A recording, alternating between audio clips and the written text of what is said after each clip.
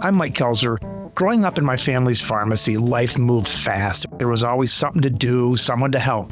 But the moments that meant the most to me as I think back were the conversations my dad and I would have about business and life itself. We'd get so absorbed. We'd talk for an hour and it would seem like 15 minutes. This podcast is my way of keeping those memories alive. There's no scripts, no outlines, no fluff, no hidden agendas. It's just real honest talk about the business of pharmacy and sometimes a little more. Let's dive in.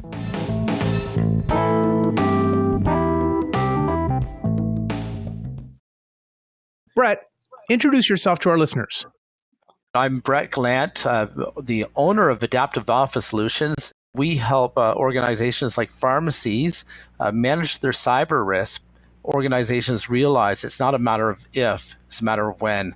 And in my opinion, and a lot of other experts that I speak with, a multi-layered approach is the best and the only way to managing cyber risk. Brett, let's jump right in with this. One of the larger generic wholesalers for a lot of the pharmacies listening had an attack on them.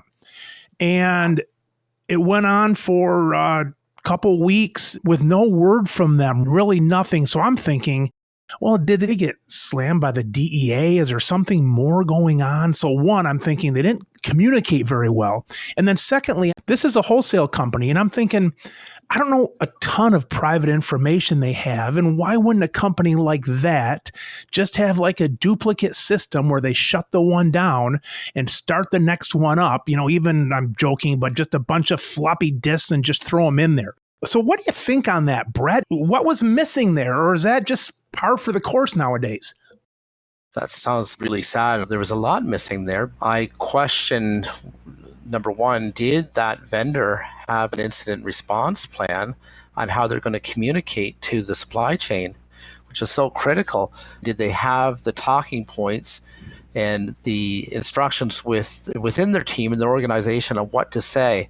Because that's a considerable amount of reputation damage to that vendor. Some of your owners might be revisiting their relationship with that vendor because of that. I think it's not acceptable to not have a communication to keep your customers, the pharmacy owners, updated. It's so critical. They need to know, even if it's something unfortunate like this devastating attack to this organization, but there's still stakeholders that have instilled trust. They need to know that they're relying on that vendor, what they're doing, and when the ETA for recovery is present again. Now, one of the things you touched on was, Mike, that can they not just come up with a secondary system? Today's reality, I think that would be really challenging, especially they'd almost have to have secondary computers, secondary email system. There's so many things to dig in there that it would be very, very challenging for an organization to just pull things up within seconds that way.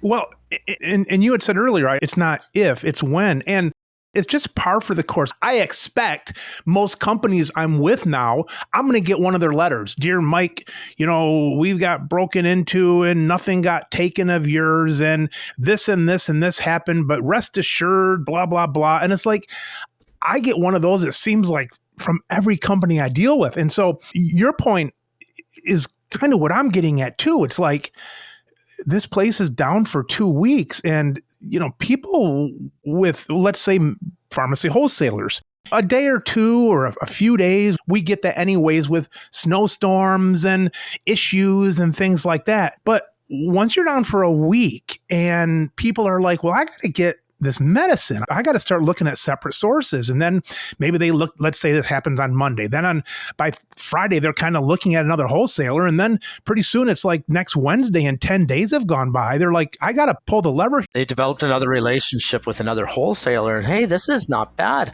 That can happen with pharmacies. Oh, this other pharmacy is not bad. Right. And maybe they don't stay with that one, but if you got a good thing going, you don't want your customers even looking anywhere else. It's a wedge in that they start looking somewhere else because they had to. You don't want to give them that opportunity to open the door to go somewhere else. If you have to start looking at a different supplier, then there's that wedge. And then, I have another supplier. Then maybe that supplier has lost 20% of revenue because you realize I can get some of these materials much faster from this vendor. Right. And they didn't even know it because of this event. That it's cost them not just reputation, but long-term damage. Brett, so a lot of our listeners, I think they're going to be similar to me, and they say, we don't have many of our own systems. We've got our pharmacy system, but that goes through one of the bigger players, and they've got 5,000 pharmacies that they do and stuff like this. And so I think a lot of us are saying, well, what do we really do? And secondly is maybe who would want to attack us? But then on the other side, they say, how do we prevent against that with this company that does 5,000 pharmacies? How do we stick our nose into their business and make sure that they're correct? I think most pharmacists are kind of like saying, what the hell do we do about this? And is it really going to affect us? But I'm sure you're going to tell us some stories about that. Absolutely. Let's dig into this. So in Canada, specifically, because I can speak directly about that. In a pharmacy, we have a variety of various different parts. We have our vendor that handles our point of sale. We have the vendor that handles the dispensary. And then we have all the other automations that are in a pharmacy. So there's 3 or 4 different vendors involved. Now, sometimes in some pharmacies, sometimes when you have your independent pharmacy owners and other chains, some of these components, it's up to the pharmacy business owner to really check with the vendor to make sure they're covering and battening down the hatches. I was one of the speakers for a pharmacy event in Western Canada in October of 2024.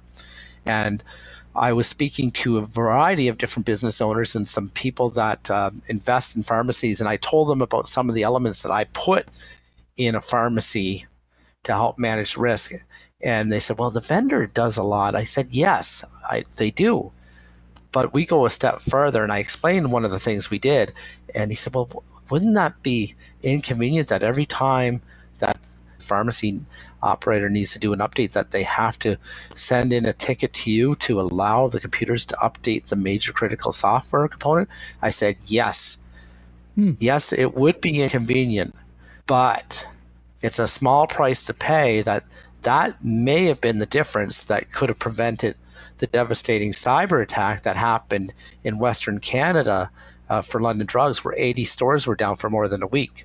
So it's really critical. Having a cybersecurity risk assessment is the only way to really look at your pharmacy to make sure that all the hatches are covered and battened down.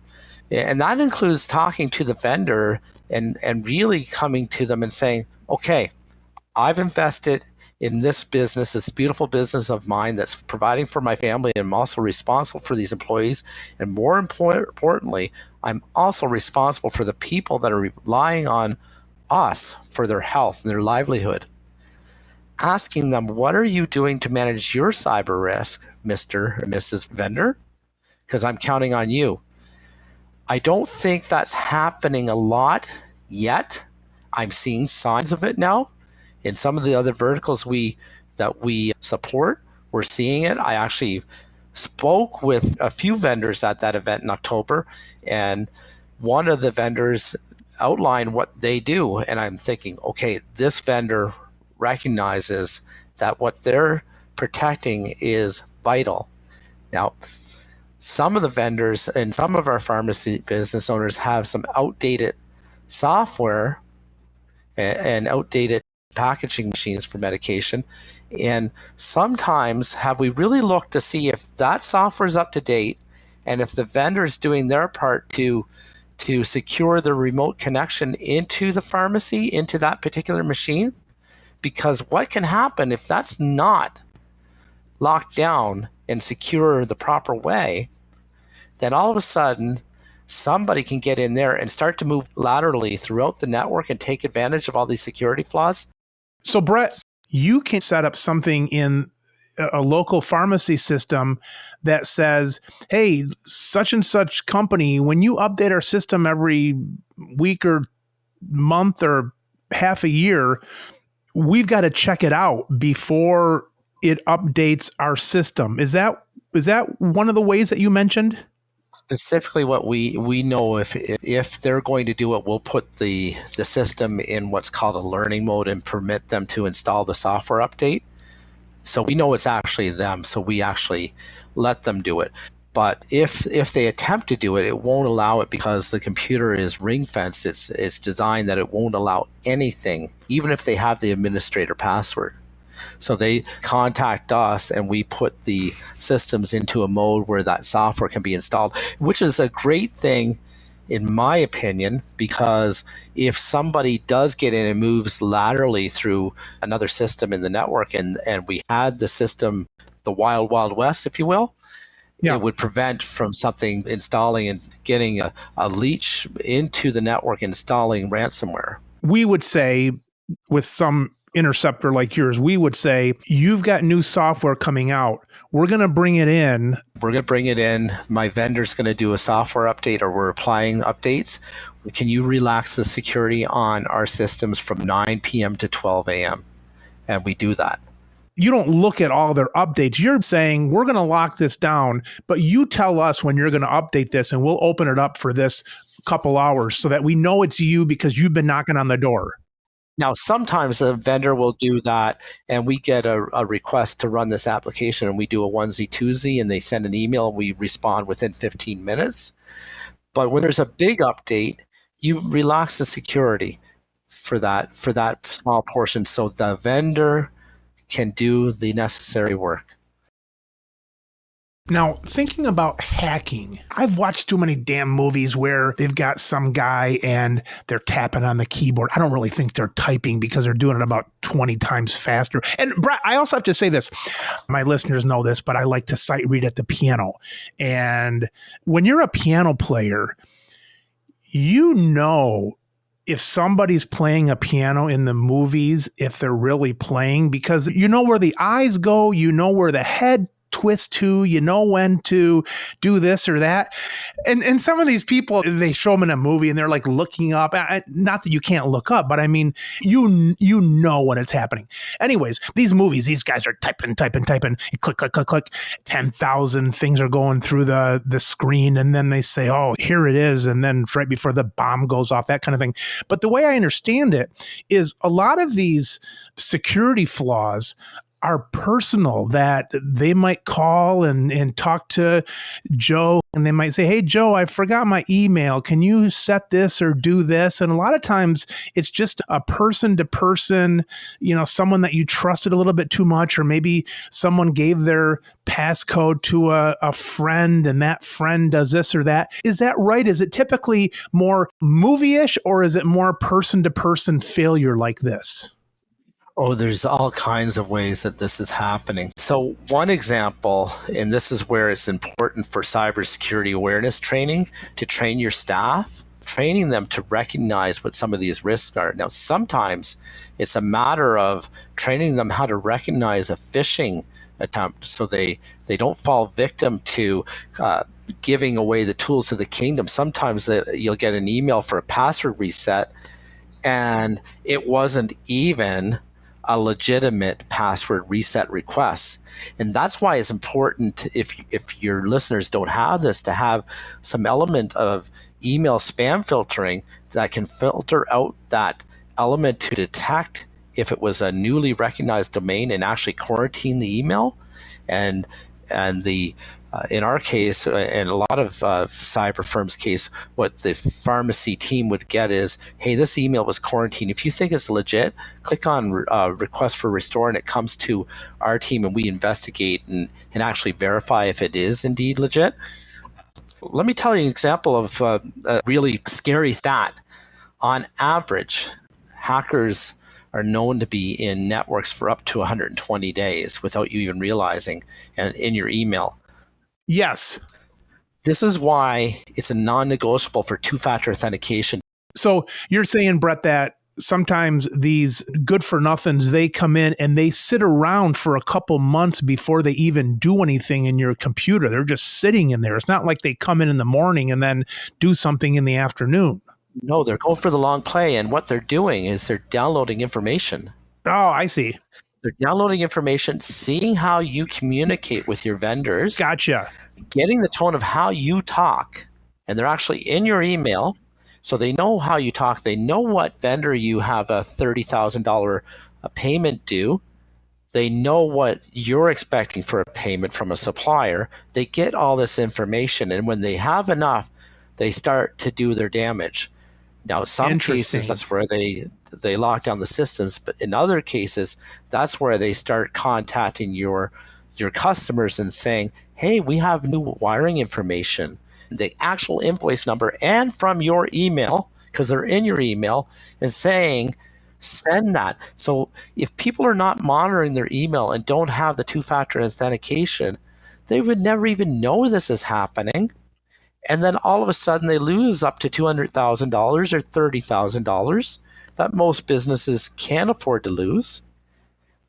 And to bring that home a bit, I was working out in a gym and I got an email from a lady that I know. What had happened the day before, the person received a phone call from the bank and said, hey, I have the owner on the phone with me and we're talking about these 4 deals. Had all the relevant information, the customer, the recent transaction, recent email, said, all I need is the key fob so I can get in to help him make the financial transactions. Unfortunately, that lady did provide that information, and when she realized what she did, it was the next day. I drove over to meet with the lady. You could see the look in her face. She knew what had happened. At that time, when I was there, the bank had said nothing had happened. But actually, right in the middle of the conversation, got word that over $150,000 was stolen from wire transfers. So if you don't have the two-factor authentication and the monitoring on the email, do that. But more importantly, don't ever give the key fob to anybody, and don't even give the key fob to your trusted person over the phone unless you're meeting eyeball to eyeball. But on top of that, because of the reality that we're in today with artificial intelligence and AI being able to do deep fake and sound just like you, in some ways even possible look like you must have a code word between your trusted person and your organization that you say, okay, before I give you this information, before we change it, what's our secret code word that only we know? It could be silly bunnies or rabbits or awesome. What happens when you wire money? Once you wire it, you don't get it back. The code words are a good idea, but I've been thinking of having a code word for the last 30 years of when I don't remember somebody's name that just walked in the pharmacy. I got to just have a code word for my team to come over and say it instead of me coming up with some huge excuse each time, pretending like I know it, but I don't. But on the cyber criminals sitting and waiting, I've heard one time too that if aliens come to the earth, that's what they're going to do. They just don't swoop down from another galaxy. They would come and they would hover out there. I mean, we don't even know if there's a 9th planet, so we're sure as hell ain't going to see a UFO sitting out there. And they could sit there for decades, for hundreds of years, and then pounce on us when they want to. So, Brett, the average person is listening and they're saying, all right, we got Gmail, for a company. Maybe we have a Squarespace website or something like that. We have some email. We also have our wholesalers and our pharmacy system and so on. What's one key for us to do? Actually, the backups. Are the backups being done? Are they tested? And are they secure and are they off-site?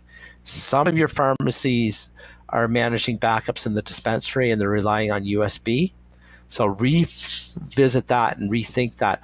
And then the other thing to have is that conversation with your vendor and say, okay, if I called you tomorrow and I said I had a cyber attack, what are you going to do? And actually ask that question to yourself.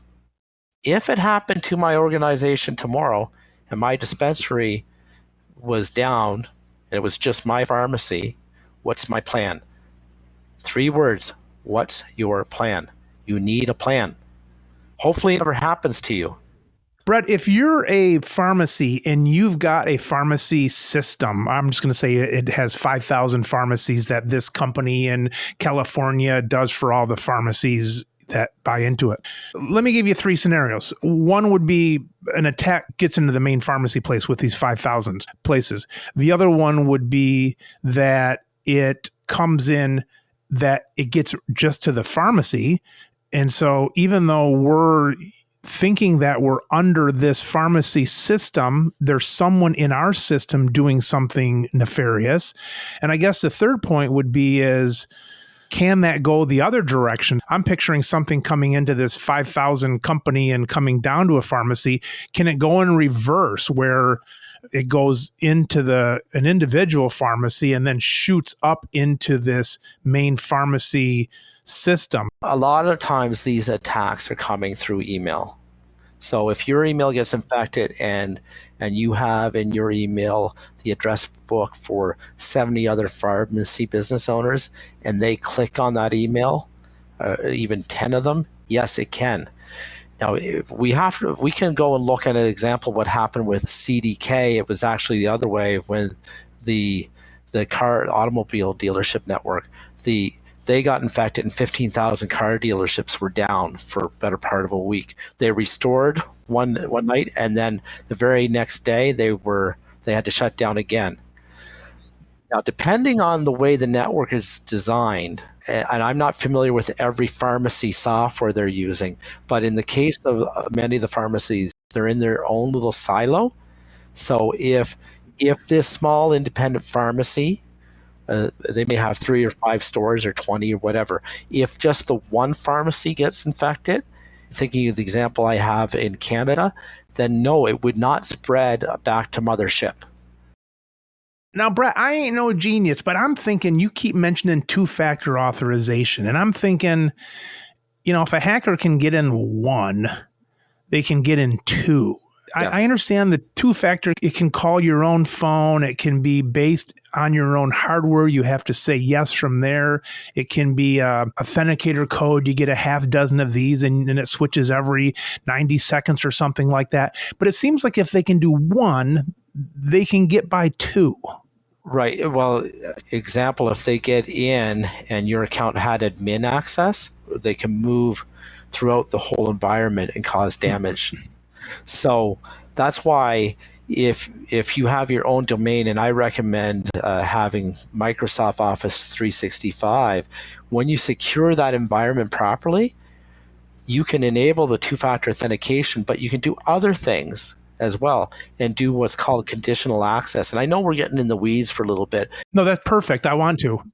Conditional access is important because you need to talk to your supplier and say, okay, have you configured my system, my email, so that the only people that can get into my email are from the United States or Canada? You had to include those Canadians, I know. I do, because we're great, eh? Yay. For example, we have some of our clients that when they travel, when they get to the United States and we didn't realize they were traveling and vice versa, we have to relax the conditional access to allow them to use their email when they're traveling. I think that's a great thing. We're kind of talking about computers here. It leads me to think about other stuff. Phones, there's maybe not a lot on the phone that is not on the computer, but there's that. There's also, I don't know, what else is there? Security cameras, different inventory counts, all that kind of stuff. I guess any place that some scoundrel can make money, they're going to mess with something. Yes. Imagine if they got access to your phone system and start calling out. And we'll get into the weeds here for a second. Think of your network like a small little city. And I'm going to explain VLANs in relating to cities. So on a street is let's say it's your dispensary, that's a street. Your phone system, voice over IP, is on 2nd Street. Your vendors that do the other machines are on 3rd. Your security system is on 4th Street. And then maybe another critical system is on 5th Street. We keep all of those. That's what I'm trying to explain is VLAN. So 1st Street is a network, 2nd Street is a network. You design your network so that if something happened on the security system network, ransomware attack or whatever it would be, wouldn't travel over to 1st Street to your dispensary. So you design your network that way to keep things from moving around. Yeah, it reminds me of, I sound like I was in the war. I just read this in a book, but the old submarines, and basically the doorways don't go down to the bottom. They're big holes. And then if there's a leak somewhere, they can seal one of them off before it just floods the whole thing. So that same thing where they're just not all connected. All right, Brett, let's get into ransomware. Do you pay? Do you not pay? How do they decide when they pay those off? Is it effective? Is it something I should go into when I leave the pharmacy? How big is ransomware? I know you can make a lot of money by getting into a computer and making a penny here, a penny there, and multiply that by 1 billion. But the ransomwares are the ones that stick out in the headlines that this company wants $15 billion for something or other. You're playing with the devil if you pay. One of the questions I ask among many when we're doing a discovery call is if you had a ransomware incident, how much would you be willing to pay? And it's surprising how many different answers I get. I had one pharmacy business owner said $80,000. And some said more and some said less, and quite a few said nothing. And I've told every single one, I would advise you never to pay. Never to pay. If you did have something and you didn't have a backup plan and you didn't have your incident response plan, get a professional involved to negotiate.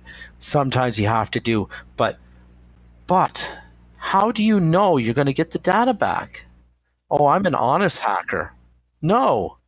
That's why it's so critical when I said earlier with some recommendations, check and make sure your backup's working and make sure it's off-site somewhere as well, secure. So oftentimes they'll hold you up for extortion. If you don't pay this ransomware, we're going to sell it on the dark web. Well, even if you pay, how do you know they're going to do it if they're not going to do it anyways and come back to you for more money? They pay the one time and they don't do it for 3 months or 6 months. They come back to you again. We want you to pay again so we don't release it. It's a never-ending cycle. Right, because they've got backups of your stuff. So it's not like they're going to give you like, here's the papyrus that it's on. I mean, they can have it too.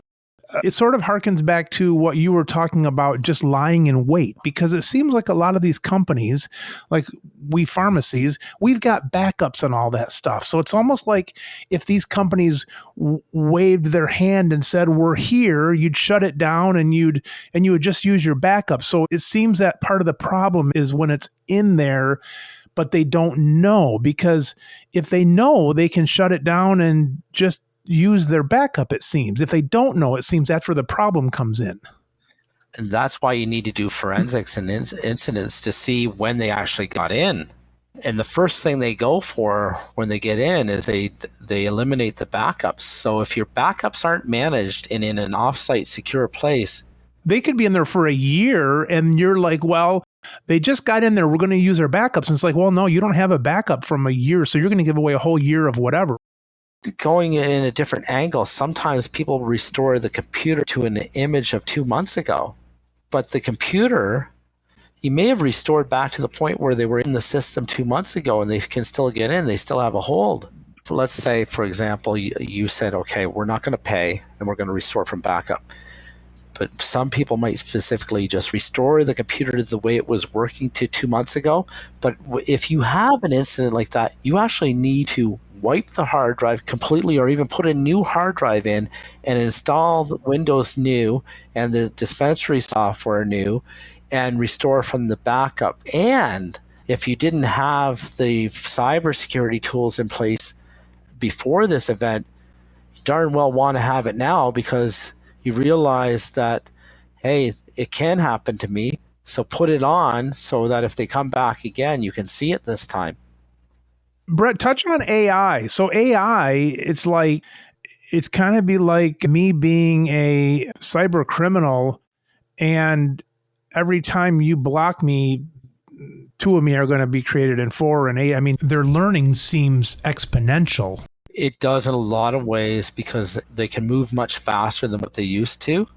They can actually write new code, new tools, and it's getting harder to detect if you get an email from someone, if it's actually legit or not, because the thread, the language is so much harder to detect. Before you could actually see, it was easier to detect. Broken English, different font, that kind of stuff. Now AI is making it more challenging. Speaking of the broken English, I don't know if this is true or not. Sometime you read an article and they have something that sounds good. It's like, how the hell do they know? I don't know if that's true, but they said that in this Nigerian scheme, the ones where the prince needs the money to do this, all that kind of thing. They said that on purpose, they use some of the broken English and broken logic so that people like you and me are not going to spend much time with it. They don't want us looking into it. They want us to say, oh, look, there's a bad spelling, or look, they used a fake email address. You can tell it's not Gmail, it's Gmail dot some other thing. And they want to get rid of us. They want the other percent of the people who fall for it to spend time. So on purpose, they're making it not look quite right to get rid of the people that might look into it more. That's what this article said. I don't know. That's interesting. Yeah. I don't know if he made it up or not, though. There might be a certain element of truth. All right, so Brett, we've talked about pharmacies and we've talked about maybe larger wholesalers. I'm thinking in a pharmacy, it's like quite often during the week, you're getting stuff in, nominal important stuff, but it might be a vial company or labels or cleaning supplies or whatever, maybe from a local company, maybe someone else. Those kind of people I'm kind of thinking are in the middle. Anything those kind of boring stuff, anything that those companies should know? I think those companies, if they're not doing anything to manage their risks, they should do it now. But specifically, as a pharmacy business owner, I would be asking those companies what they're doing. Do you have a cybersecurity program in place? Because we're counting on you to have those vials in place.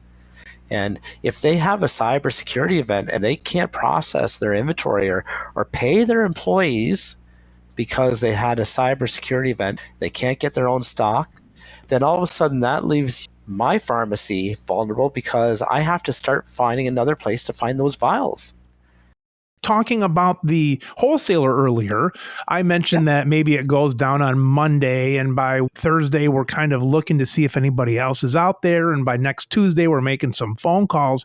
But that's a little rinky-dink company like mine. You get some other company, they really shouldn't wait for more than 24 hours to lock things down and find another wholesaler. If you don't have the time to do that, that's a good reason the pharmacy should be checking with these places. And if they say, no, we don't have it, or it's not up to standard, it's like, well, I'm going to look for another wholesaler now in case this happens a year from now, versus spending 6 days or 8 days when it does happen.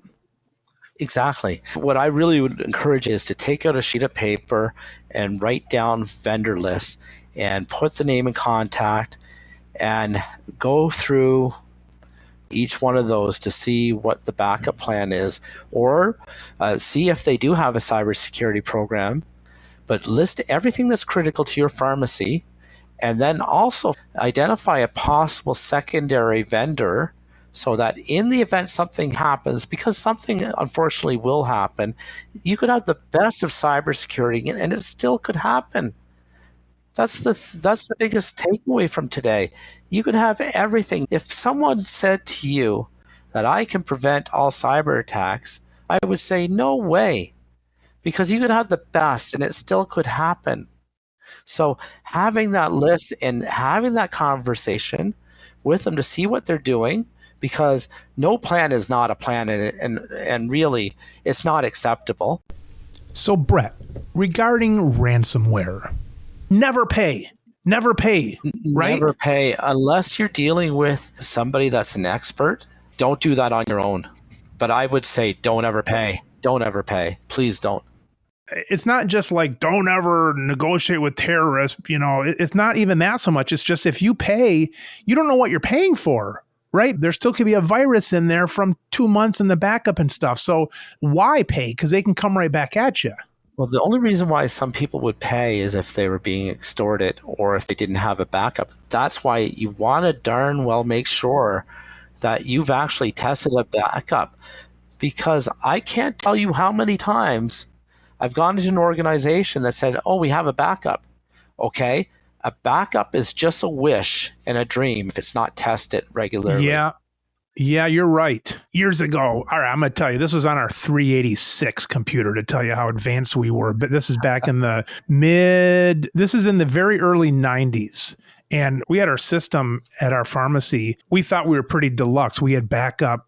They're about the size of 8-track tapes, as a tape. It wasn't small as a cassette, but damn, our hard drive broke. It wasn't an attack. It broke. And we were 10 days without our pharmacy system. We were trying to get a drive, and then we couldn't get the tapes to work and all that stuff. And I haven't learned my lesson. I haven't done it with my current system, but that's because I think we have 2 hard drives going in the basement and all that kind of stuff. But that was terrible back then. You'd wait the next day for the FedEx to come and bring this, and then that didn't work and so on. So you're right. You're not anything unless you've tested these things and make sure you can get up and running on them. That's why that incident response plan, disaster recovery plan is so vital. So, Brett, we've talked pharmacies and so on, and even suppliers. Stretching that out a little bit further, a pharmacy is in a neighborhood, in a city. Are the hackers getting into this kind of stuff too? I'm always thinking businesses, but are they getting into just areas or cities and causing havoc? They don't care. They're not targeting a geographic area at all. Having a backup is not just for cyber, but for a natural disaster or something terrible happens. There's this municipality that I've been supporting for a number of years. And unfortunately, under 10 years ago, they had a fire that destroyed their municipality, but they also had the fire department in their building.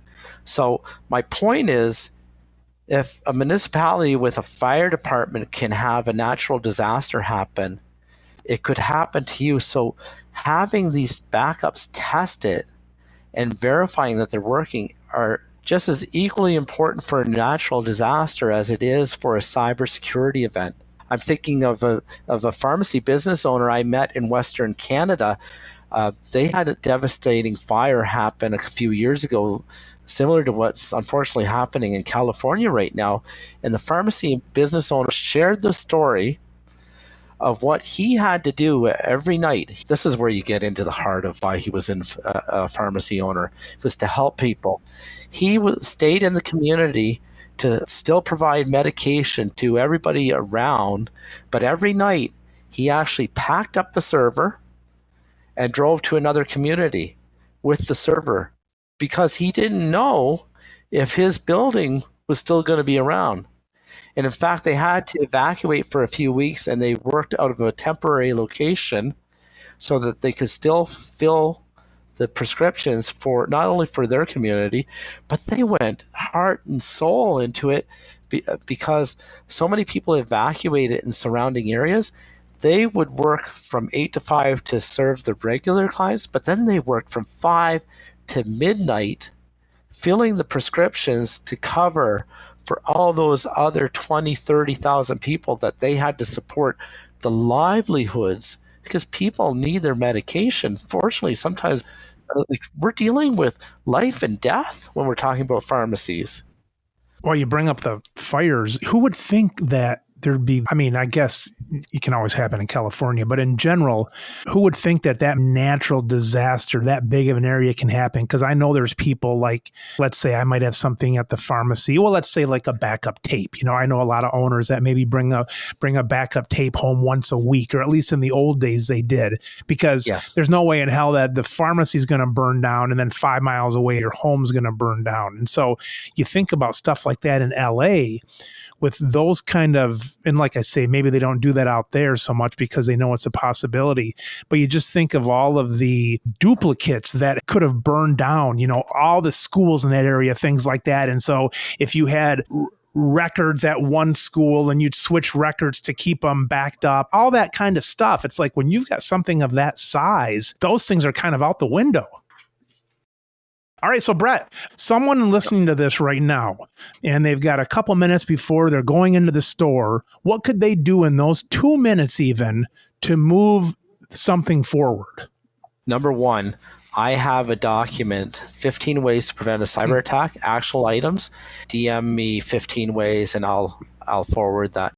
Second, talk to your IT vendor and speak to them and say, okay, what are we doing enough to manage cyber risk? And then third, have a cybersecurity risk assessment done of your organization. Test your backups. Make sure you have the multi-factor authentication. Those are the core things you need to do. Well, golly, Brett, thanks for joining us today. This is stuff that people don't really want to think about. The people that think they're going to get attacked the least are probably the ones that need to be thinking about this. Brett, I know you're busy. Thanks for your time. Pleasure talking to you. I know our listeners appreciate it too. So really good information and great having you on. It was such a privilege to speak with you. I'm so thankful to be here today. You've been listening to the Business of Pharmacy podcast with me, your host, Mike Kelzer. Please subscribe for all future episodes.